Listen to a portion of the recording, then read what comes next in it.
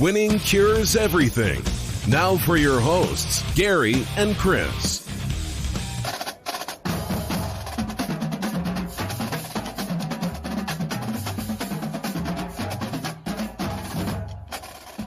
Welcome in. It is Tuesday, May the 5th. That's right, Cinco de Mayo. And it is also on a Taco Tuesday this year. So everybody's got to be happy about that. Of course, Michael already jumping in on the Twitch. Like, we just fired this bad boy up. He said, what's up, fellas? If you are watching on Twitch, Facebook, Periscope, YouTube, whatever the other places are, make sure that you jump in the chat. It's right there on the bottom left of your screen. Anything that you type in will pop up right there. It does not matter what the platform is. This is Winning Cures Everything. I'm Gary. And I'm Chris. I was testing you there, making sure you were ready. Man, I don't know that I'm ready, but I'm but here. You're here. And I'm ready. That's half the battle, my friend. Half the battle. All right, we got three topics that we are going to jump in on today. Obviously, all of you that have been tuning in for the draft recaps, we are knocking out the AFC South today. So that's the AFC bunch that are closest to us in the Memphis area. That's the Tennessee Titans, the Houston Texans, the Indianapolis Colts, and the Jacksonville Jaguars.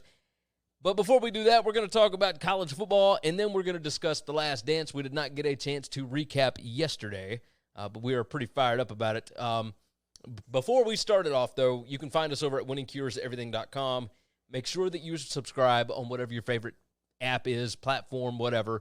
YouTube, Periscope, Facebook, Twitch for the video, or your favorite podcast app, Google, Spotify, Apple Podcast, whatever it is. Make sure that you are subscribed. Leave a nice comment, a nice review. Share the show out with your friends. We would definitely appreciate that. Michael already in on Twitch. He said, listen to yesterday's show. Awesome back and forth between y'all. In regards to the Juju situation, why would Pittsburgh let him have a monster year, then raise the price? Plus, he'll be pissed about the comments you've made, talking about Pittsburgh. They should know what you got in him by now, regardless of the quarterback. Yes. I think on the surface, Chris and I both agree on this, that it was dumb to even discuss it. If you are the Steelers, you don't discuss it. It's stupid.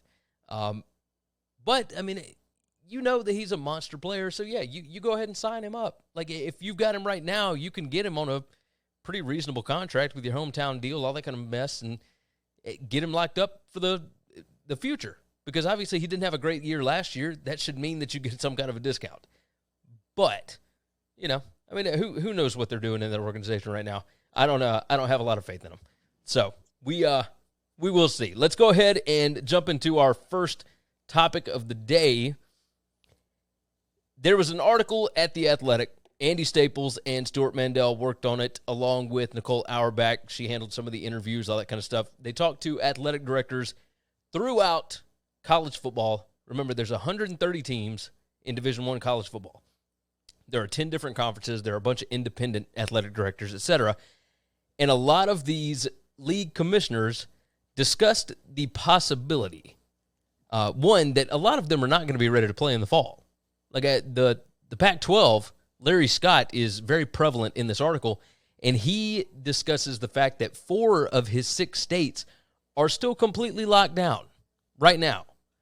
Now, obviously, in Mississippi, Tennessee, Alabama, Georgia, etc., they are, bless you, Chris, got you there. But Alabama, Mississippi, Georgia, South Carolina, Tennessee, etc., all in the Southeast are open for business. Now, there are a few restrictions in place, obviously, but everybody's starting to go about things as normal somewhat, right? The plan, Arkansas AD Hunter Yurchich came out yesterday and said, look, we are going to be playing football in September, period. Now, he is not really the person that gets to make that call. Obviously, you need opponents if you're going to be playing, but he's saying that his program is going to be ready to go. Obviously, you can make all the jokes about, the CFP doesn't really need the Pac-12 anyway. Like, what have they ever done in the playoff? You can make those jokes, right? But there are some teams in conferences that are not going to be able to play. Take the American, for example. You've got teams all the way from Pennsylvania to Texas. The teams in Pennsylvania may not be able to play come September. one of the main themes of this article is that there are going to be some teams that will only get to play, 4 or 5 games this season. How are you going to go about doing bowl games? How are you going to go about deciding on a playoff participant? That is going to be insane to try and figure out. And I think, maybe, Chris, you can tell me if I'm wrong, I think it may make this sport even more entertaining and even more crazy because it's already absurd as it is. There's no way to judge the strength of different schedules, etc., with 130 different teams that don't play anywhere near the same schedule, so you don't really know how good anybody is.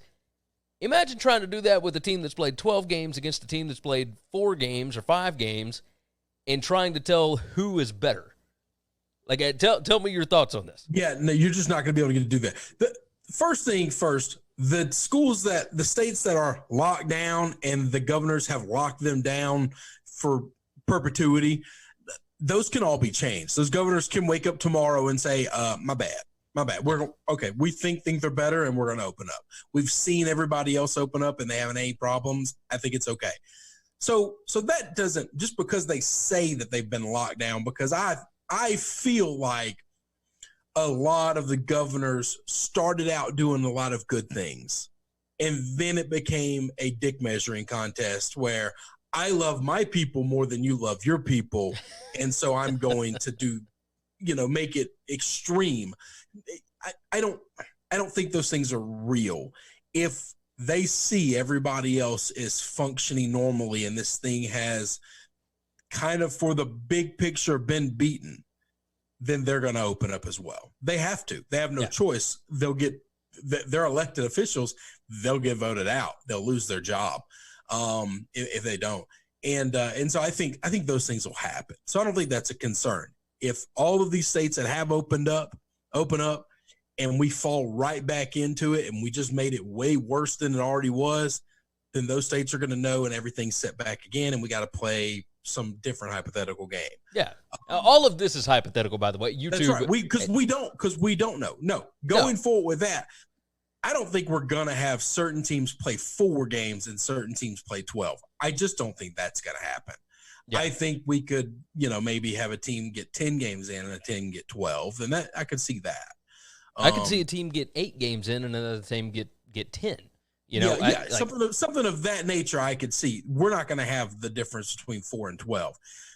One of the other things that's brought up, by the way, is the idea that the reason I say 4 is because you could reasonably start out, say you've got to miss the first 2 weeks of the season because of whatever lockdown, and you got to get your team ready, right? So you've had to reschedule all these games. Well, then you come back, you play a couple of games, and then somebody on your team ends up with the virus, test positive for it, and then you have to quarantine, and then you got to cancel 2 games, and then you got to come. All right. That kind of thing. That makes sense. That's the only way you would get. That's right. Okay. Right. Now that is the situation in where you would get 4 games in. If somebody catches it and they say, "All right, we're quarantining the whole team. Y'all can't play anymore for 2 weeks." This season is just always going to have an asterisk by it. It's going to be interesting. It's going to be weird. I don't know that it's going to be crazier. Like, chaos-wise, it's going to be different than seasons beforehand, but I don't know that makes it better. Like, I don't find chaos for chaos sake to be entertaining. I also don't find chaos for chaos sake just to be interesting either. I think in certain situations it is, because the fact that they are even going to try and have a season under these circumstances, it shows you exactly how important and how financially big the sport of college football really is. I mean, it drives everything with these universities, at least with their athletic programs. Let me get to some of these YouTube comments right quick. Matt jumped in. He said, how many teams are going to claim a national championship this year? Yeah, that's going to be a lot, I would imagine. A whole lot. He said Boise State, UCF, Utah, Tennessee will all claim a title based off of 5 games. You left the biggest one out. Alabama's going to claim a national title no matter who they play or what happens. 100%. This is happening. They've claimed more than anybody else. So, what does it matter? They have claimed more than anybody else in seasons where they, without question, are not close, and the Alabama Tribune named them national titles. That was back in the 40s, man. Come on, give him a break. Gary's got a T-shirt that claims it. Jim John on YouTube said, I like Temple, but I'm not willing to lose a season because of them. I think a lot of people feel that way. And I think that's what the SEC is doing right now. The SEC looks and says, all of our states are open. Our numbers are down. Yep. We can go on and play. So if we have to, we will play in conference if we have to. It's one of the greatest things about our country is that we don't all have to live the exact same life, okay? I assure you, people in Mississippi live a lot different than people in California and New York. And I know that a lot of people here think that the people in California and New York live wrongly. And those people think we live wrongly. And reasonable people, like you and I, Gary, don't think either one of them are wrong. We just have different values and different things. Yes, 100%. And so one of the beautiful things about the way our country is, as big as it is if something's affecting one state, that doesn't mean it has to affect all of us. Yeah, agreed. We can move on with our lives and still understand there's this thing out there that we got to be cautious of. But for some reason, I don't pretend to know the sciences. It's just not hurting us. Yeah. I agree. Matt jumps in. I was very much worried about the South because we don't live on top of one another the way these other states do because we're so spread out, but it affects obese people. Mississippi is the most obese. We have the worst healthcare in the state, in the country. Like all of these things we're the worst at that scare me to death about this thing. And it just really didn't hit hard here. No. We were the last state to lock down. Well, it's partly because, like you said, we don't live on top of each other. So if you're not around a whole lot of people, it's kind of hard to get it. I realistically think the 6-foot rule is a big deal because I've gone most of my life, and I spent most of that life as an extrovert around a lot of other people. And I don't know that aside from the people I'm with going to places, I don't know that anybody is closer than 6 feet around one another. I mean, unless you're going to concerts or ball games. Yeah, when you go to crowded event things, that's really the only time you are. So. Yeah, no, you're right. McKinnon jumped in. Hey, fellas. McKinnon, good to have you back in, of course. Matt said Alabama was founded in 1831, and they claimed the 1829 and 1830 national championships. He said they do live wrong up there. They make salsa in New York City. And then he said that you can fight it with all the meth. So, you always enjoy Matt bringing the humor into all of this.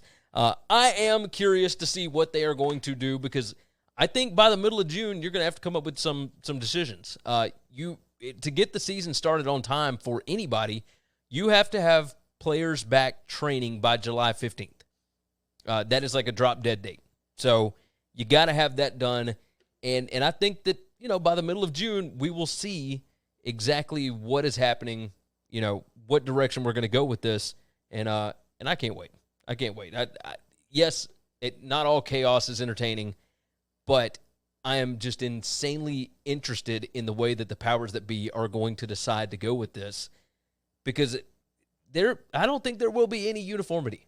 I think it is just going to be every man for himself. Everybody's got to try and find a way to get these television contracts so that they can get paid. And, I mean, there's no telling. Matt, of course, jumps in. He said, I wonder how many ACL and Achilles ruptures are going to happen this year. Probably a lot. And then Michael jumped in. He said it'll be interesting what Newsom does with the schools in California. Yeah, this there's so many hypotheticals going around. It is just absolutely bananas. So we're talking about hypotheticals for the future. Let's change that up. Let's talk about things that happened in the past. The Last Dance came on Sunday night. We did not have time for it yesterday. There were way too many topics going on. Last Dance has gotten, we've got 6 episodes of just destroying Jerry Krause. And the poor man is dead, and I kind of feel bad about it, but I also look at it as this is absolutely hysterical because this is who Michael Jordan is. When he hates somebody, he hates them until the end of time. It is the way that this man is wired, and you've heard all the stories, but when you see him actually discussing it, it is a whole different level. The way that he went after it. Michael said, after watching and seeing Jordan against Isaiah, Clyde, Ewing, Bird, and Magic, really makes me miss the old NBA. Absolutely hate these super teams. Yeah, I can understand that. The new NBA was based on basically the dream team. Everybody on the Dream Team got along. They were all playing along for the same reason. They never had to do that in the past. But yeah, the bashing of Jerry Krause, it gives you a deeper insight into exactly who Michael Jordan is. My problem with the bashing of Jerry Krause, and I think I'm on an island here because I tend to defend the guy more than most people. I don't care about.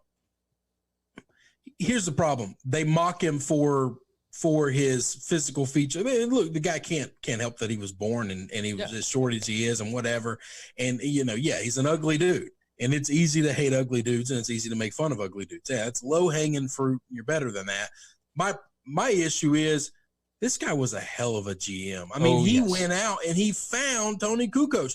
Man, Scottie Pippen might hate his ass, but I'm going to tell you, Scottie Pippen would not be the Scottie Pippen we know. I will die on this firm if Jerry Krause didn't go find him. Oh, 100%. Go get him. Kukoc helped win the last 3. Nobody else in the NBA was looking for him. Yes, agreed. But again, that's another one of those deeper insights into exactly who Jordan is. He would find any kind of reason to get motivated to go whip your ass. Tony Kukoc had never even spoken to Michael Jordan, had never done anything wrong to him. All he was doing was playing for his own national team. But Jerry liked him. And so I'm going to hate him. And it flipped that switch. That's all it was. That's all it took. And guess what? Jordan doesn't have those last 3 rings at the end of his career without Kukoc. Tony Kukoc. Major player on that team. 100%. And I'm really glad they did a good job of showing Kukoc in that second game in the finals where the Dream Team still won, but he didn't play like back down. Yeah. He went up against those guys and they made it personal the first game. He made it personal the second game. And you got to think Jordan respected that then. Oh yeah. 100%. 100%. I thought it was, look, this whole thing has been incredibly well done. I have been very impressed with just everything. And obviously it's an infomercial. It was, everything that's in here was allowed by Jordan and by, Nike and all of that. I mean, the fact that they didn't have Sonny Vaccaro in it kind of irritated me.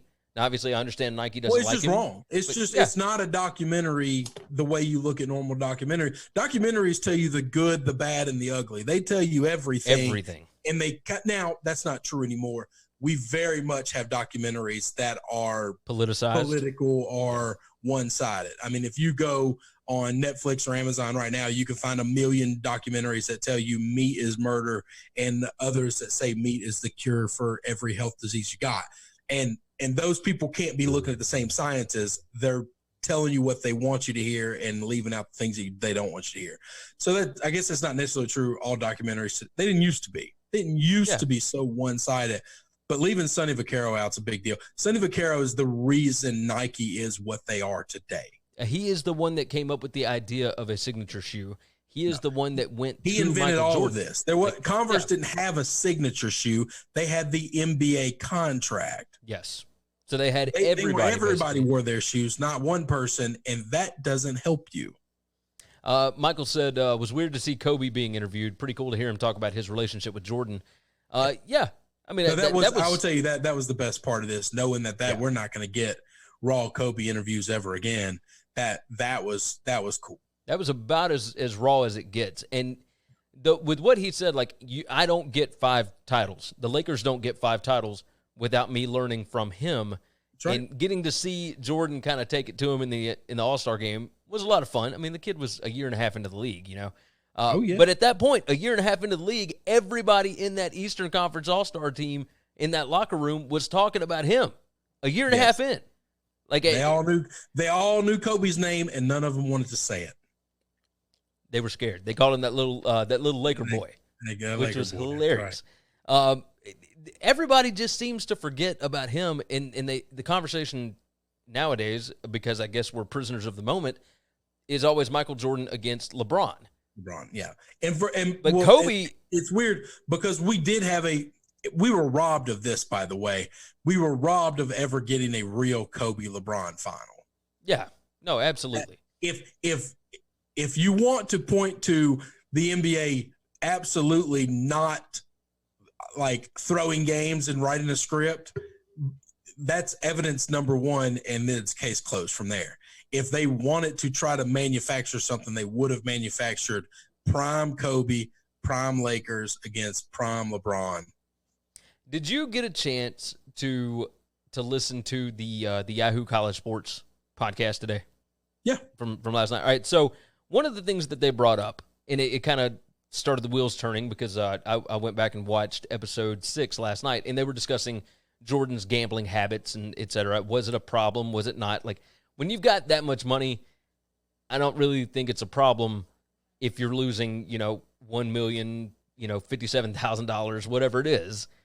If you're only losing that and you're pulling in, hundreds of millions of dollars a year, I don't know that he ever lost $1 million. Like, he had to write that guy a check for $57,000. But that was the one. But then there was the other guy that said that it, wrote a book about how Jordan owed him $1.2 million in golf games or whatever. That was a tab. If that really happened, that was not in a weekend. No, it wasn't in a weekend. That's a running tab. And that's what I'm saying is that I don't think it was ever really a problem. But the story that they brought up on that podcast with Dan Wetzel and Pete Thamel and all them was the hockey player that, went out, lost or won a couple $1,000s, whatever it was, from Jordan in a couple of golf games, and they played 2 18-hole rounds in the same day, the day of their playoff game against the Cavs. Yeah, and drank all day, drank Coors Lights all day long, played 36 holes, and then drove to the arena and went and at the end of it, the hockey player, whatever his name was, told Jordan he was going to go take all the money that Jordan just gave him and go put it on the Cavs because you just played 36 holes and drank a bunch of beer. You ain't going to be worth nothing tonight. Yep. And Jordan said, we're going to beat them by 20, and I'm going to put up at least 35 or 40, whatever it was. And told him he was going to bet on himself. So he said, you bet that against me, and then I'll take my money back. Now, if that story is the way that it is actually portrayed, and the hockey player prefaced it by saying I probably shouldn't be telling this story, if some of that stuff was found out in their investigations, could it be true? Like, this whole conspiracy about Jordan leaving basketball for a couple of years, could it be because they told him, hey, retire for a couple of years, go do the baseball thing, go do whatever? Could it actually be what everybody has rumored for decades at this point, that he was actually banned from the NBA for gambling on the NBA? It's really hard for me to think about that. Bill Simmons is the most connected person to the NBA that I've ever read, followed, whatever. So that's why his following is so massive. Yeah. When I go to the NBA and I'm looking for a take on something like this, I go to him, because nobody's more connected or put more thought into it than him. There are two damning things. I guess really one real damning thing that hurts the Jordan's case on he wasn't really a suspended thing. He was asked, would he come back? And his response at some point in time was, if Stern will let me. Okay, so that's one blip on the whole radar that says maybe he really was. How do we explain that? Now, it could have just been Jordan, dicking around, because he did that a lot. Oh, yeah, he did. I'll tell you, outside of it, trying to explain that one blip, I don't think there's any way on earth. Here's the thing. I think him and Stern have the relationship that they had, which was unbelievable. Both of those guys kind of hated everybody they worked with all the time because they only cared about the results, getting the best results. I think they pushed people so hard that they were nobody was able to be close to them. I think there's some respect there because of that. Yeah. I think they saw themselves as very similar. One guy did it in business and the other guy did it on the court, but they're the same dude. Oh, yes. Stern was just a little tiny Jewish guy and didn't have the physical abilities Michael had. But he had the same mental game. Yeah, I think they treated people very much alike. The way Michael dicks with people and just openly just screws with them constantly and cuts them down totally. The best Stern story I've ever heard in my life, Tony Kornheiser tells this story, told on his podcast once, that he was out in New York with a couple of other guys from the NBA, and they were going to meet David Stern for dinner. It had been raining. Tony has this umbrella with him, walking. He gets there. They're all standing around. Everybody meets Stern. Stern talks to him. They're all kind of standing there, and it's a little quiet. Stern looks up at one of the guys that brought him and said, "Who brought Mary fucking Poppins?" and everybody just died. And Tony talks about how he just sunk, and he was just like, this little guy just roasted me, and now the rest of the evening, he's up here and I'm down here. Oh, yeah. That is very much when you watch this, and that's a Jordan line. Oh, yes. That is exactly what Jordan would do. So I don't think they would. I think there's a conversation that took place. I think Stern knew everything Jordan ever did. I don't think he ever lied to him about any of this. And I think those two had a respect and appreciation for one another to where they were like, I think it was Jordan didn't want to quit living the way he lived. And I think that's why he walked away. I really do. And you see, they do a good job in this part of the show of getting to Jordan, showing how the media just made that life unbearable. Oh, it was. We would all trade places with Jordan tomorrow. I know it was hard. I know it was stress. Every one of our broke asses would trade places with Jordan. But he was at a point where he was like, nobody in America would trade places with me. Yeah. And while that's unrealistic for us, we absolutely would. But that pressure was that real. That stress was that real. And what we do to celebrities and famous people and sports people is disgusting. It really is. Oh, yeah. We talk about this all the time. How we write enough about them until we love them. We build them up. And then when we can't say any more good things about them, we immediately start trying to find out how we can destroy them. And then if they stick around long enough, we'll build you back up again. Oh, yeah. I mean, remember for a long time, everybody hated Tom Brady. Yeah. And then he stuck around long enough with New England that everybody loved him again. Like when they won, he's with Tampa Bay, and he could not be more likable. Oh, he's to the rest of the nation. Yes. But you got to stick around long enough to ride those waves, and it's just the waves of I do get that, you know, there's some people get fatigued. I understand that. I have a weird relationship with my feelings about LeBron James. Okay. But I don't think they go like this. I think there are some things that he does that I respect and appreciate and I value, and I high him at a great pedestal. I think there are other things that he does that I think are petty, childish, and really disagree with.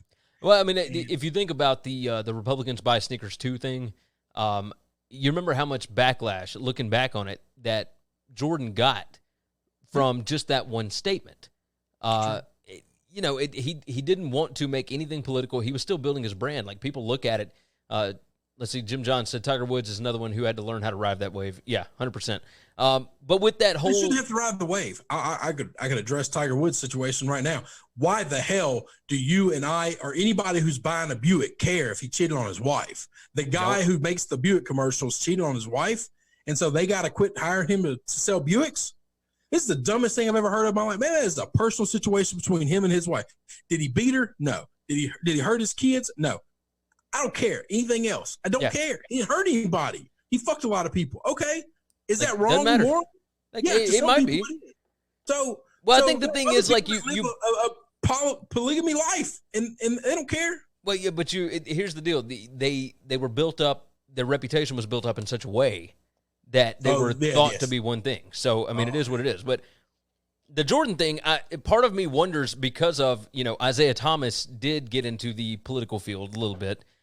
He backed certain people, and Jordan never did. And I think that's why Jordan didn't. I think that's part of it. And I think that in turn, seeing how that affected Michael Jordan and how much backlash he got from, you know, his own community over that, it makes me think that's why LeBron James became such a political advocate. Like, that's what I'm guessing. You paint yourself in a corner when you do that, and you can't do enough. You can't. I guess you can. You just got to be honest at all times about how you feel about every situation, and not just draw a line and say, okay, I've chosen this team to cheer for, and so therefore everything they do I have to represent. That's the problem with doing what LeBron has done. Yes. Is he's chosen a side, and I don't care who you are, you don't agree 100% with one side. Nobody does. We're not wired that way. Okay. It's Yeah. just not possible. It's not realistic. All right. So that's my bothersome. The person that I kind of equate this to today, that's a mega celebrity superstar, not close to Jordan, not close to LeBron James, but the people that love him, worship him, is Joe Rogan. And Rogan talks about politics and talks about the people that he likes and dislikes all the time, but that's an ever-changing thing as the waters change or the subject changes. Yeah. You know, I mean, he was very open about having an appreciation for Bernie. And so everybody assumed, oh, well, he's super liberal. Well, then he came out and said, there's no one in the world I would vote for before that I would vote for Biden over the other person. I don't care who the other person is, because I think Biden is now we're getting political, but this is Joe Rogan's words from his podcast. I think he is demented, and I think it's wrong what the political party's doing to push him, because I don't think he's capable of doing the job mentally, and that's just morally wrong.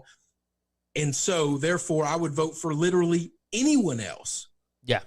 And it's one of those situations where if you're going to give your political opinions like LeBron does, be more like Rogan and just say, I'm picking this person. I'm picking this person. I'm not picking this party. I'm picking this individual. Yes. And these are the things I like about them. Yeah, better have a strong, background, not background, but a strong sense of what you are representing. That's the biggest thing is, and I think you and I have discussed this all the time. There is nothing wrong with changing your mind on a certain topic. I was a 4-team playoff guy forever, and then I thought more about it. I got more information. I really sat down and did my homework and whatnot, and I have changed. I'm not just an 8-team playoff guy. Now I'm a 16-team playoff. And that's just a minor thing. If you haven't changed your mind on many things in life in 10 years, if you can look back and 10 years ago, you believe the exact same that you believe right now, you are doing something wrong with your life. You have brought no new information in your world to where everything you had figured out to the letter and nothing new changed. I can't believe that. I just can't imagine we do that as people. I have changed so much, and I'm going to continue to change, because anytime new information comes into my brain, I have to process it. Yes. And it either makes my stance stronger, or it changes it. Yes. 100%. And that's it. That's just it. But you have to process new information. I don't appreciate, now I have no idea what it's like to grow up black. And I don't know what it's like to grow up underprivileged in that situation. I got no clue. But I have an appreciation for the fact that that Jordan said, look, and he says he made the joke, Republicans buy sneakers too. But really, in his words, he said, I just didn't want to be a political activist because I'm not the kind of person people need to be getting their political advice from. Rogan says that all the time, by the way. 100%. He gives his opinion and then says, I'm a guy that makes fart and dick jokes for a living. Please don't listen to me for your political advice. 100%. Make your own opinion. Yes, make your own opinion, get informed, and I think there's more power in that if Jordan would have pushed that message more than just saying, I have no opinion. Say, I'm not going to give you my opinion. You need to figure this thing out for yourself. And whichever side you fall on, push it, support it, believe in it, and be a part of it. But don't listen to me. Don't listen to me and do what I want to do politically, because my political views are completely different than yours. Yeah, he still counts as one vote, and that's yes. And I have a strong appreciation for the fact that he wasn't trying to sway things one way or the other. But at the same time, he couldn't even vote in North Carolina anyway because he lived in Chicago. So, no, you don't know that. We don't know that he doesn't have a dual residency, and which one can he vote in, which one not. I mean, you got. You think he didn't have a house in North Carolina? Nah, I mean, he probably owned his parents' house at that point. I mean, so he probably could have voted in whatever district he wanted. Let me catch up on these comments because they are flying in. Michael jumped in. I said, I'm sure the gambling stuff has not changed. I wouldn't be shocked if players bet other players on games against each other. McKinnon said, hated Brady for the first 8 years of his career, then respected him until I realized I was watching history before my eyes, and he's actually a good dude. He's a city slicker to a T, but he's still a genuinely good dude. I think a lot of people feel like that. Michael then said, I'm sure they gamble on anything and everything in the NBA. The whole cancel culture has ruined everything. Nobody wants to come out and be honest. That's 100% true. McKinnon said Rogan is the freaking man on Facebook. On YouTube, Matt said celebrities think we care about all their opinions. Hang on, Matt. Some do, some don't. We, as the collective universe, do. That's why they give their opinions, because millions of people believe them. It's also why they get paid for marketing. Do what they do. Yeah. Let's see. Michael said you can't speak your mind unless you're in the FU position. Ben said, "Who are you, Mike Leach?" I don't know what that meant, but either way, I would love to be more like Mike Leach. You got that right. I'll take his paycheck. McKinnon said, if you aren't trying to learn and make yourself better every day, you're losing the race. And then Michael closed it out with, Jordan probably made a huge statement, and the media plucked out the Republicans buying sneakers part to make it a bigger story. Now, he said the Republicans buying sneakers bit like as a joke to his other teammates. And it was on the bus. Yeah, he didn't even say that to a reporter. Somebody told a reporter he said that. And he said he did. Yeah, but he admitted it. But he's like, anyway. It was just one of those things where he was dicking around. Yeah. No, 100%. There's no doubt, gambling wise, though, getting back to the gambling stuff, I assure you, all of these guys bet on everything. 100%. Everything. Every night of the week in the NBA, somebody is buying somebody else dinner because of something that happened in a game. 100%. 100%. I agree with you. Let's go ahead and move into our NFL discussion. Of course, today, we are breaking down the AFC South draft recap in our reaction to it, of course. We are going over the Titans, the Texans, the Colts, and the Jaguars. That will be the order that we break these things down in. So we'll go on and start off with the team that is closest to us regionally. That would be the Tennessee Titans, based over in Nashville. Let's go ahead and discuss exactly what's going on with them.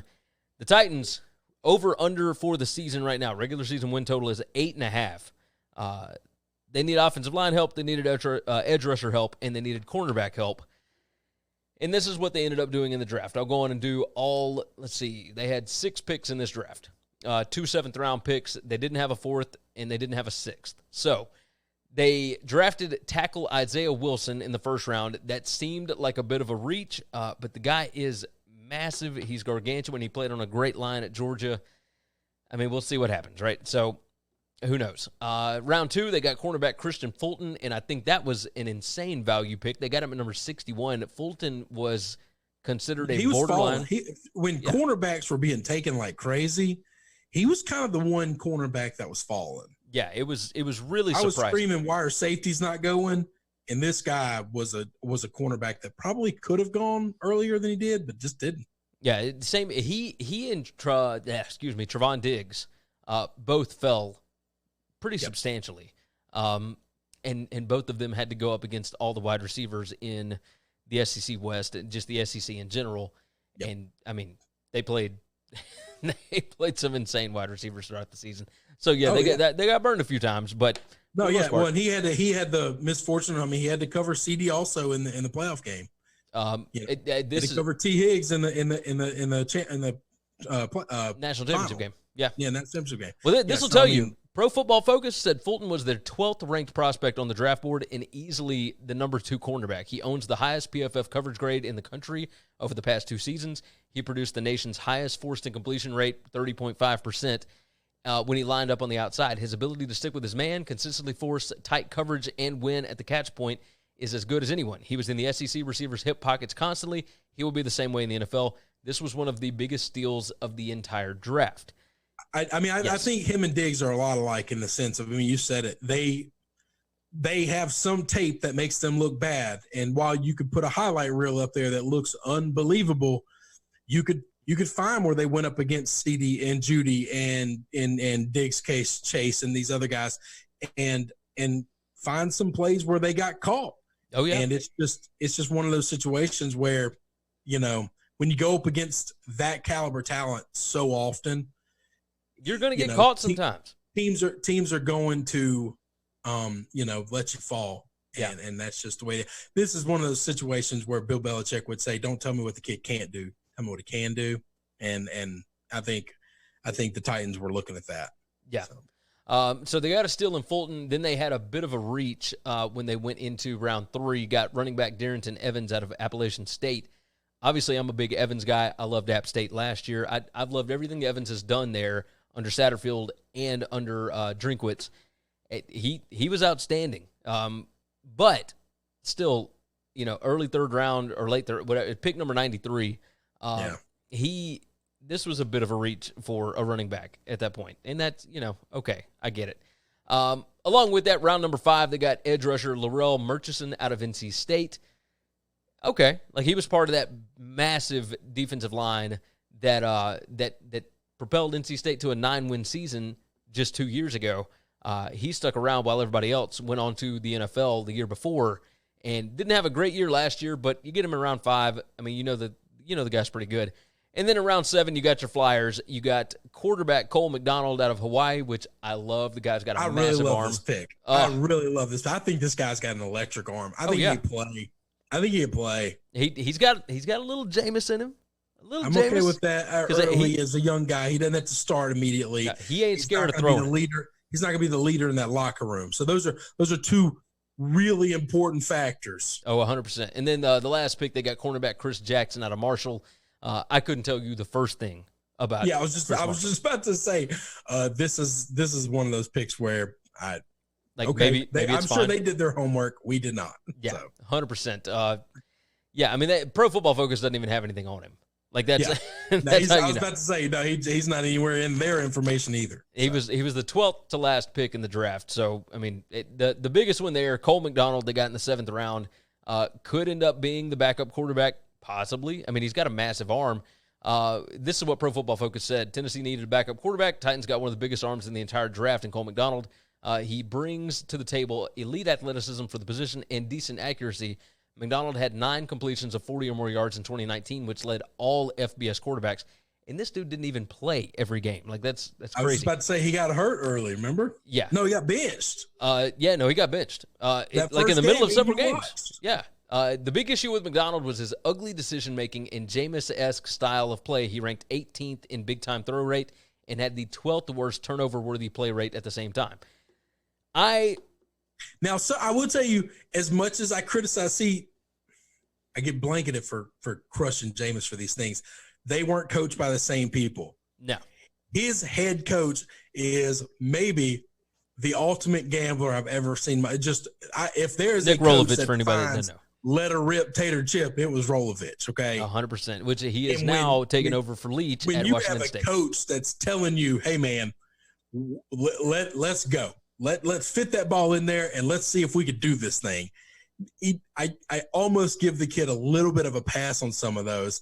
Now, some of those games, when you got 3 or 4 of them in one game, all right, at some point in time, you got to rail it back in. But, yeah, and that's why the freshmen got to come in and play a little bit. But that's right. But yeah, otherwise, the guy's got a massive arm. I mean, he can sling it, but he can also sling it to the wrong team. I mean, he takes a lot of risks, and in the NFL, that's boom or bust, man. That who knows? But they got time to develop him. They got Tannehill to a massive contract. You can bring this guy in and possibly turn him into your backup. And we'll see. The Tannehill deal is only a 2-year deal, though. Wait, say what? The Tannehill deal is only a 2-year deal, isn't it? No. It was like $130-some-odd million. Like but I don't think. I think only the first 2 years are guaranteed, man. So maybe the first 2 years were guaranteed, but it was like 60-something million guaranteed. I don't for care the first about 2. That stuff. And then after that, it's not guaranteed. So either way, let's move on from there. Next up, we got the Houston Texans. 8 wins is their over-under. Their needs were defensive line, offensive line, and edge rusher help. And, I never know what to think about the Houston Texans. I didn't understand a bunch of the trades. They only had 5 picks in the draft because they traded a bunch of draft picks away. Let's go ahead and roll through what they actually did. They had 1 in the 2nd, 1 in the 3rd, 2 in the 4th, and 1 in the 5th. So, no chance for late flyers, anything like that. They got defensive lineman Ross Blacklock out of TCU. That was a pretty good value pick. A lot of people had him a borderline first-rounder as well. They took him at 40th. They had edge rusher Jonathan Grenard out of Florida. Now, that was a pretty good value pick in the 3rd round. He is talented enough that he could take over what you lost when they ended up trading away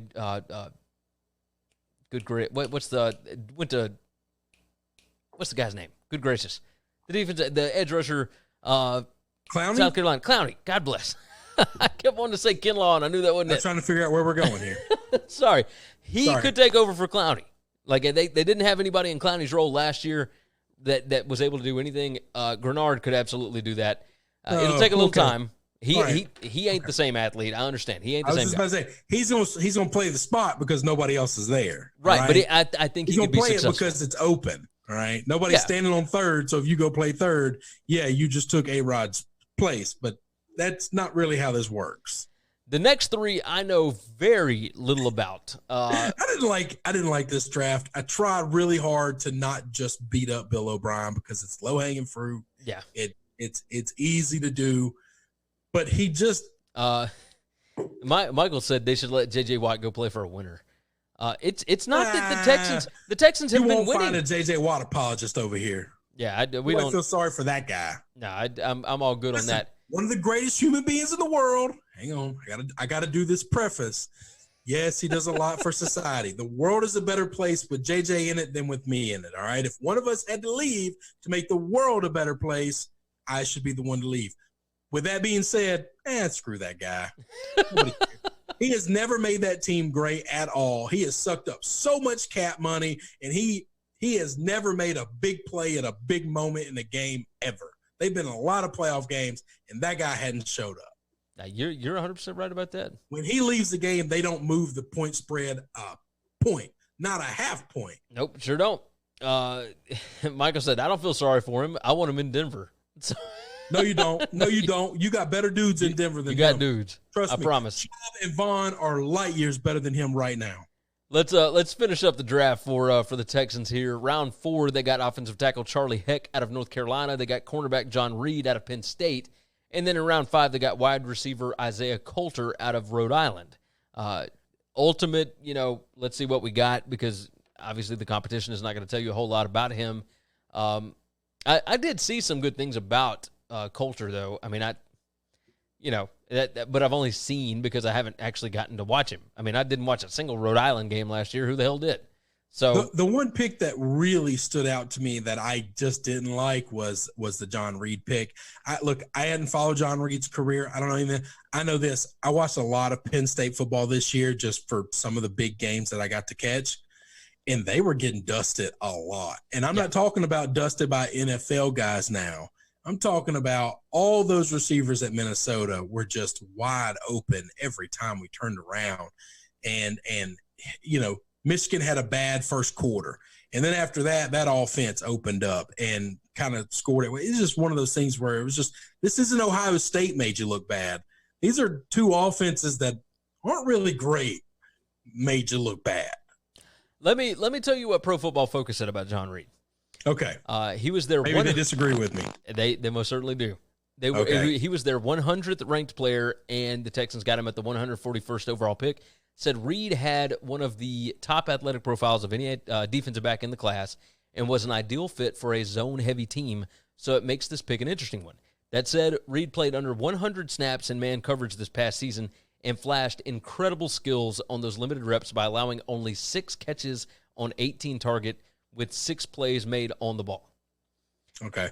So we got some weird stats here, weird verbiage there. First, player profile is not something I'm ever going to look at. I watch the guys play. All right. That's basically measurables. He fits the place based on his speed, his size, his abilities. Right. Okay. That's combine. All right. That I've never watched or paid attention to or really cared about. So I could be very wrong on all of those things. He played 100 snaps when he played man-to-man, but he's the perfect fit for a zone. Oh, it just all right. I'm with you. I don't like you said a bunch of things that made it sound like he was great, and there's no question they know him better than I know him. All right. I've just watched them play football, and I didn't watch every game. All right. But I watched the Michigan game. I watched the Ohio State game. I watched, I watched the Minnesota game. Like I watched the big games, and that defensive backfield didn't look great. I can understand it. I can understand it. And that's not elite talent, Ohio State elite talent, but really not at the receiver position, not this year. No. And the other two, absolutely not. Now, you're right about that. That's not the best talent in the country throwing the football. That's not Oklahoma football. No. No. None of Alabama, those offenses ran LSU, that. Clemson. That's not those offenses. You get beat by those offenses, you look bad. That's fine. Everybody kind of forgives you. Yeah, you're right. You are right. Just an opinion. Just an opinion. We'll see. I could be wrong. The Indianapolis Colts come up next here. 8.5 is their win total for next year. So per Vegas, it will be between the Colts and the Titans as to who will win this division next year. Both of them are set at 8.5 wins. I think, obviously, Phillip Rivers changes a lot of things. Obviously, it's only one season, and they've still got Jacoby Brissett. And he will learn under Phillip Rivers a little more and maybe become a better quarterback, but we'll see. But they needed wide receiver help, edge rusher help, and defensive line help. So let's see exactly what they ended up doing. They did not have a first-round pick, but they did have 2 early in the second round. They had a third, a fourth, a fifth, and then 4 sixth-round picks. So let's break this thing down. Wide receiver Michael Pittman Jr. out of USC with their first second-round pick, and then they got running back Jonathan Taylor out of Wisconsin with their second-round pick. Michael already jumps in. He said, Colts best draft in the division. Now, We'll give you our opinions here momentarily. Joseph Gomez jumped in on YouTube. Also depends on how they want to use a player because sometimes that is limiting the player as well. That's talking about John Reed with the Texans. So I'm sure. Like I said, I can't tell you that I did a deep dive on John Reed. I just watched Penn State play a couple big games, and I didn't think their secondary looked good at all. I couldn't really tell you which one of those guys was John Reed. Other dudes, I just thought as a whole, they didn't look great. And, yeah, it could have been that they weren't used right. I don't know. Who knows? So we got the second-round picks. They got safety Julian Blackmon out of Utah. Obviously, you know my affinity for Utah players. Their defense was pretty lights out last year. They did not show up great against Oregon, but I don't think that really had a whole lot to do with the passing game. The secondary wasn't the breakdown there. They just got their butts whipped all up and down the field on basically every position. So round 4, they drafted quarterback Jacob Eason out of Washington. Everybody knows Eason. Played at Georgia. Left Georgia when Jake Fromm won the job. Went to Washington. This was his only season there. Had to sit out the year before. Big arm. Not a great decision maker. We'll see. They've got a year to be able to develop him into the guy if they don't want to pay Phillip Rivers after this season. So we'll see. Joseph Gomez again on YouTube. Colts weak schedule last year. You just don't plug and play a quarterback, even if it is Rivers. Give me the under. The Colts aren't world beaters. I will see. I think this is a really good organization. But again, let's keep rolling here. Round 5, they got interior offensive lineman Danny Piner out of Ball State. This is a big dude, by the way. I like the pick, even if it is in the 5th round. And then in the 6th round, they had 4 different picks, and they took flyers on all sorts of dudes. Defensive lineman Robert Windsor out of Penn State. They got cornerback Isaiah Rodgers out of UMass. They got wide receiver Desmond Patman out of Washington State. And then they got linebacker Jordan Glasgow out of Michigan. Now, they had 3 straight picks, 211, 212, 213, and they took dudes that they think can be pretty good. Isaiah Rodgers at UMass, cornerback. Look, I will say this. He is guilty by association because UMass had the worst defense in all of Division I football last season. They were putrid, like beyond putrid. But, he may have the measurables. He may be all right. We'll see what happens. Washington State, Desmond Patman, obviously, he's a wide receiver. He had a ton of opportunity. Ben jumps in and said UMass gave up 53 points a game. And let's see, Michael Fritz said, Julian Blackmon was a great pick, good cornerback before sliding to safety. Yeah, that's Utah. Yeah, 100%. And then McKinnon, loved the second round for him. Great value for both those players in the Colts system. Pittman isn't a burner, but runs great routes and has great catching skills and size. Taylor may have a bit of worn tread on his tires because of the number of carries at Wisconsin, but if he takes care of himself, he'll be a stud for him. I was a fan of what the Colts did in the draft. Like, they kind of do things the Seattle way, the New England way. Like, these are not guys that everybody is going to love all the time, but they are guys that fit what they are wanting to do. They are not, loud, look at me, whatever guys. I was a fan of this draft. Go ahead and give me your thoughts here. I liked it. I liked what they did, especially that second round. Taking an offense that I already really like a lot, Frank Wright and what they do there, I think Phillip Rivers is a massive step forward. Never really gotten his dues with the Chargers, and just kind of ran into some weird situations there. But loading up on that offense, big offensive line. Jonathan Taylor is going to be a beast in that backfield, and that's going to be fun to watch. And even if he has tread on his tires, as McKinnon was saying. No, I'm not worried about tread on his tires his rookie year, his third year. Like he's going to be fine. When they get to his second contract, you don't want him. You don't want him then. That's fine. That's in 4 years from now. But his first 2-3 years, he'll be just fine. Yeah, I agree. He'll be great. He'll be okay. That offensive line is built to pound the rock, and that's going to happen. Phillip Rivers knows how to run an offense. Pittman's a good receiver. Blackman, I like the pick. You know how I feel about safeties. I don't think you can have a tough defense until you have a tough man at safety. And they got Blackman's good. Yeah, and I like the Eason pick because I trust Frank Wright to develop him. I think that, maybe by next year, the year after, at least Frank will have an idea, is this our guy going forward, or is this guy just going to be a backup? Everybody else down, I couldn't tell you a whole hell of a lot about.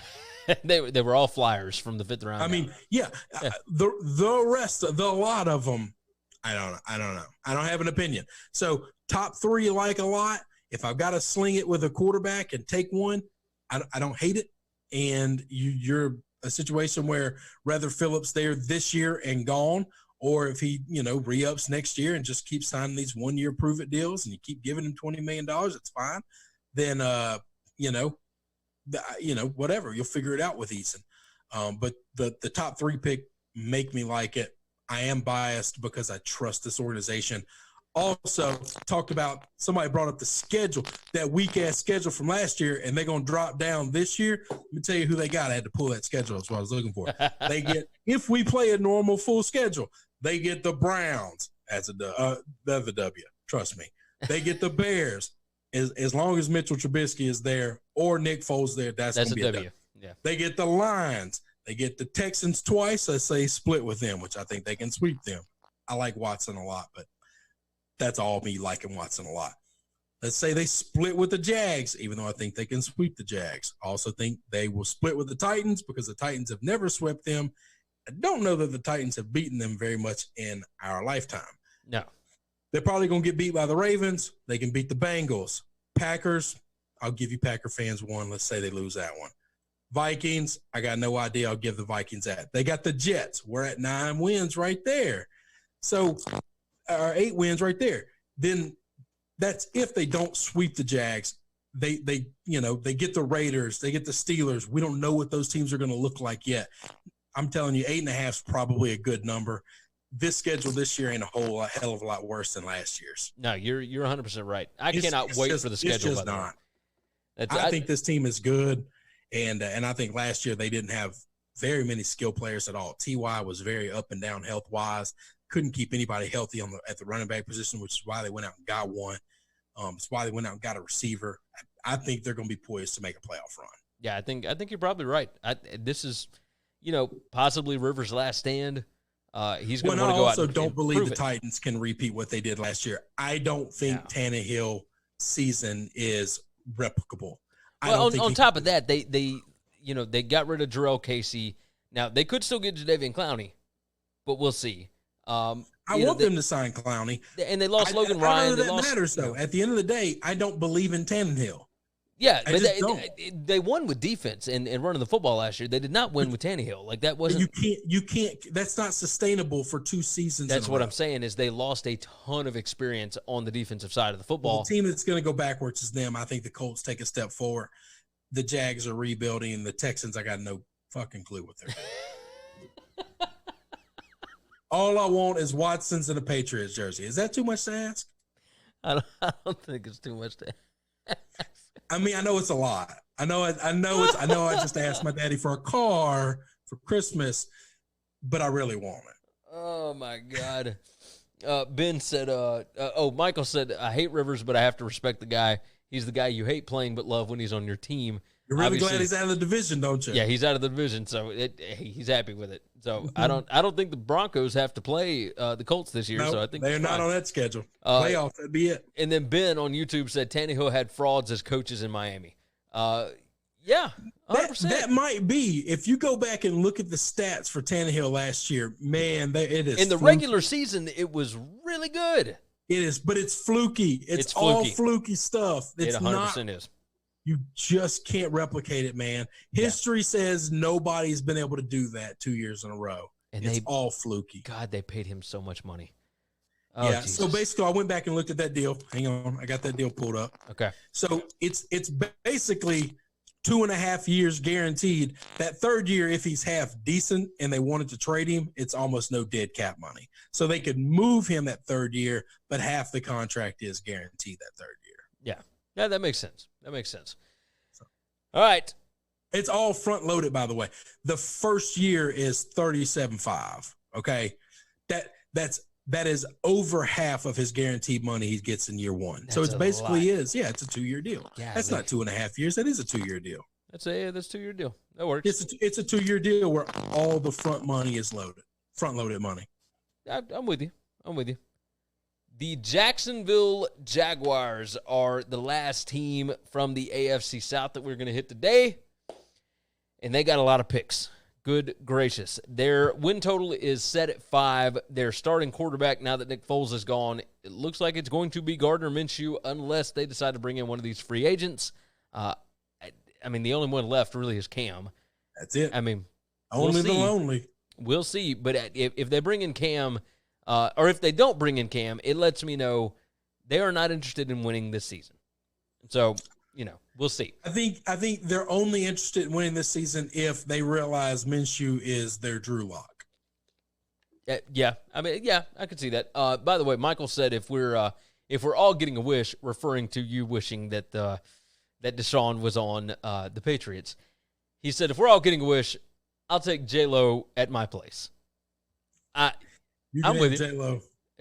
I'll have Deshaun at the Patriots. I think I'm going to get more out of mine than you're going to get more out of yours. Maybe so. It depends on how long he gets J-Lo at his place. I mean, this is all a dream, right? So whatever. 15 minutes. Give me another 10 years. I'll take it. Hey, Michael said the best advice I've ever been given. I don't know if you checked in a couple weeks ago. I'll give it to you again. Best advice I've ever been given. She ain't the only one that's got one of them things. Hey, you got that right. They all got one of them things. That was last week. I remember that. The Jags took my guy Chenault from Colorado. Hurt me when they picked him. He'll be a waste down there. Come on now. I don't know. Come on, they're building this team. Yeah, here. Let's roll through them all. Okay, I'm just gonna normally I like to stop and talk about them, but here's what we're gonna do. I'm just gonna break them all. They got a lot of damn picks. They got a lot. We can't go through all these guys. They got a lot of damn picks. I can roll through all of them. Here we go. We'll roll them, but round 1. They had 2 picks. Cornerback C.J. Henderson at 9 and number 20, edge rusher Clavon Chasen out of LSU. Round 2, they got wide receiver Laviska Shenault out of Colorado. You know that's my guy. I'm all about him. Round 3, they got defensive lineman Devon Hamilton out of Ohio State. Round 4, they had 2 picks. They had offensive tackle Ben Bart out of St. John's. That's D2, by the way. And then round 4, they got cornerback Josiah Scott out of Michigan State. Oh, sorry, they had 3 in round 4. Linebacker Shaq Quarterman out of Miami, Florida. Now, obviously, Miami's defense really good last year, but offense was and Michigan State's defense always good. Always good. Yeah, you got that right. Listen, I like this draft. I don't know how long it'll be before these guys actually make a difference on that team. I mean, I think they're all projects pretty much. And they outside of the one kid from D2, everybody came from a big boy school. You got that right. They at least play good competition. They didn't take somebody who wasn't tested. No, you got that right. Round 5, they had 2 picks, safety Daniel Thomas out of Auburn and wide receiver Colin Johnson out of Texas. Both those picks. Both pretty good picks. And then round 6, they had 2 draft picks in round 6. Quarterback Jake Luton out of Oregon State, who everybody in the free world kind of thought that the Patriots were going to take. And then, of course, the Jags end up getting him. He's tall. Ben L on YouTube said Jake Luton is tall. Yeah, Jake Luton is tall. I heard this guy's name. I don't remember ever watching him play. Gary swears I watched him play a game with him. You did last year. I don't remember that. You and I sat at Hollywood Casino and watched Oklahoma State. That guy was so not Oregon memorable. State. I didn't remember him being in that game. They scored so many points. You just didn't know his name yet. But as soon as they said the Patriots liked him, I said, let me guess. He's tall. He's going to be like 6'5", 6'6", or bigger. Yep. He's going to not just be like a junior coming out that was like some elite guy. He's going to be like a redshirt fifth-year senior, okay? Something of that. He's been a captain for 5 years. He's been on the team. He's old. He graduated. I bet he graduated with honors. Like all of these attributes because I know Bill Belichick. Yes. And literally, we looked it up and just check mark, check mark, check mark. Oh, yeah. All the way down the list. He fit them all. This is Bill Belichick's perfect quarterback, by the way. Oh, yeah. This is him. And instead, Doug Marrone has got him down in Jacksonville, and that's fine with me. They got 2 more picks left. Tight end Tyler Davis out of Georgia Tech. Who knows? And then cornerback Chris Claybrooks in the 7th round out of Memphis. Boy. Yeah, Claybrooks. I got no idea if he can play cornerback in the NFL. I don't know if he can play in the NFL. I know he could play at Memphis. He was pretty good at Memphis. He's an athlete. I watched every game. I mean, this is what you do in the 7th round. You just take sparks guys. You got that right. Yeah, you run a really good 3-cone and you're explosive. You got a long jump and a vertical. Yeah, 100%. We'll just give you a shot. The kid from Oregon State, by the way, the quarterback, 6'7", with a tremendous arm and has shown sharp decision making. He may not offer any mobility or anything outside the pocket. How old is he? 32? Well, basically, I mean, he was I think he was a 5th round senior, or fifth year senior. He said he can be a quality backup to Gardner Minshew. So let's go through some of the comments right quick. We got 2 more. McKinnon on Facebook said, "Are we running with Minshew mania? I do feel like he got thrown into a hellstorm last year and did relatively okay, way better than any analyst had him doing in the NFL before last season." Well, look, he was a 6th round pick, and Nick Foles got hurt in the first game. He did substantially better than anybody would have guessed or projected. If he played for the Steelers last year, the Steelers not only make the playoffs, but could make a run. That's the difference between how good he is compared to the slums that they were putting out there. 100%. And then Michael, that doesn't mean he can start in the NFL and be a star, but he's at least going to have a shot. You got that right. He will be in the league for a while. I would guarantee that. Well, yeah, he'll be a backup. No, if he can't start, every team would want him as a backup. Every team. Michael on Twitch said, how long before they're leaving Jacksonville and filling everyone else's roster? He's trying to kill him. I like this draft. I thought it was good. I like this draft. I think they win the draft for this division in volume, in quality, and they drafted the way I like, which is if you got late round picks, you don't know what you're doing, just take athletes, man. Just take a dude that's big and strong and fast, and we'll figure this thing out. Maybe he can play, maybe he can't, but at least I swung. I love the early picks all the way down. The only kid I can't tell you I know anything about the St. John's kid, but all the way till you get to the 6th round, all their 1 through 5th round picks, I like a lot. Yeah, big fan. I mean, all guys that have been tested against good competition. Laviska Shenault, I mean, obviously he's 2nd round. You take a flyer on him. He was 1st round talent. Just had the medical because issues. Of injury was he 2nd round. Yeah. Clevon Chason out of LSU, obviously. Yeah, I mean, they got him at number 20. He probably could have gone earlier than that. C.J. Henderson, 100% all in on that. Devon Hamilton, defensive lineman out of Ohio State. Like, he showed out last year. Like, this is a good draft. This is a good draft. This is a good team. They really are a team. Skill players, very last. Running backs and receivers are the last thing I care about. So, Well, I mean, they still got Leonard Fournette. I mean, are they going to – they're trying to trade him, but nobody wants him. I mean, they're not going to pick up his 5th-year option. So after this year, he's done.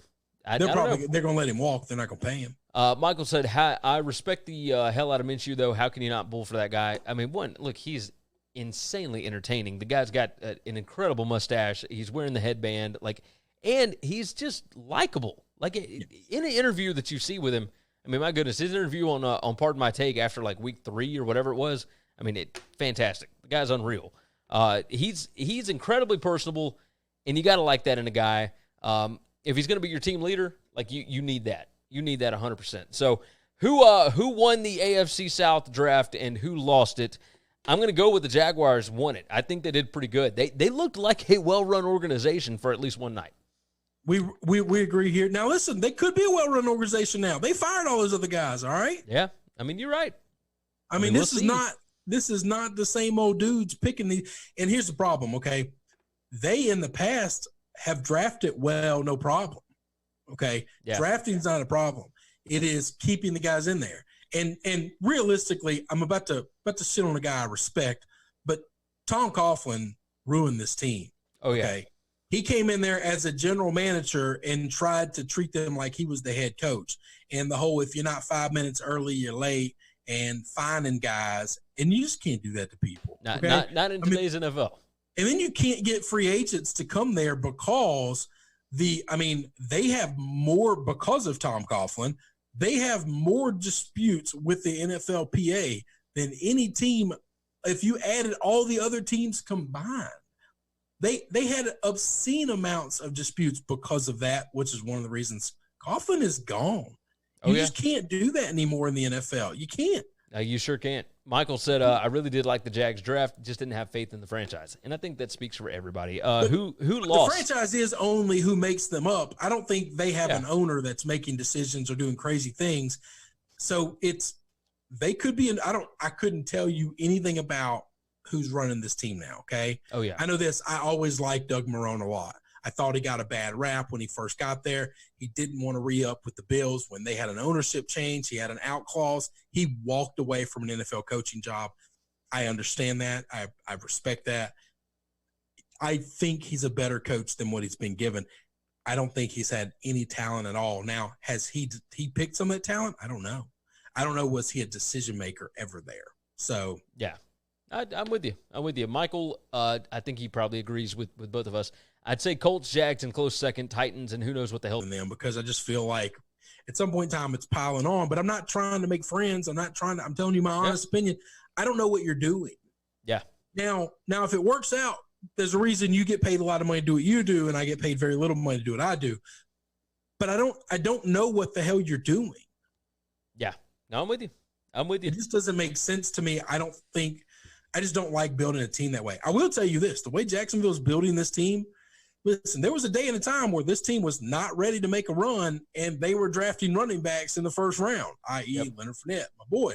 Like, that's not what you do. That's what losing teams do. Joseph Gomez on YouTube. Flashy toys when the team is not ready for flashy toys. Joseph Gomez on YouTube said, I thought the son of the billionaire that bought the Jaguars is now taking over. No. He's not the GM.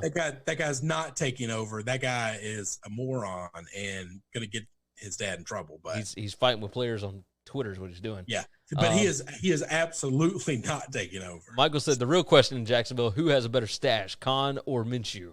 I think they're both. Well, now Khan's stash is a mature man.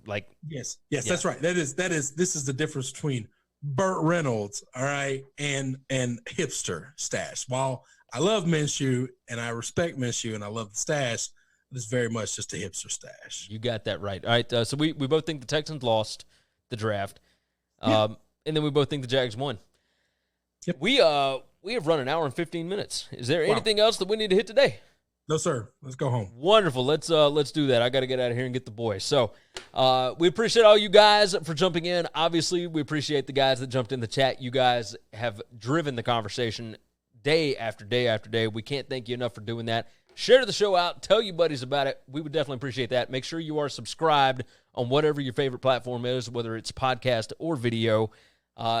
And, as always, take care of yourself, take care of each other, and we will see you again tomorrow. Thanks for checking out Winning Cures Everything. If you want to keep up with us, hit subscribe on YouTube or your favorite podcast app. Visit the website at winningcureseverything.com, or you can like us on Facebook or follow us at Winning Cures, at Gary WCE, or at Chris B. Giannini on Twitter. Share out the show, leave a nice review, and make sure to comment and tweet at us.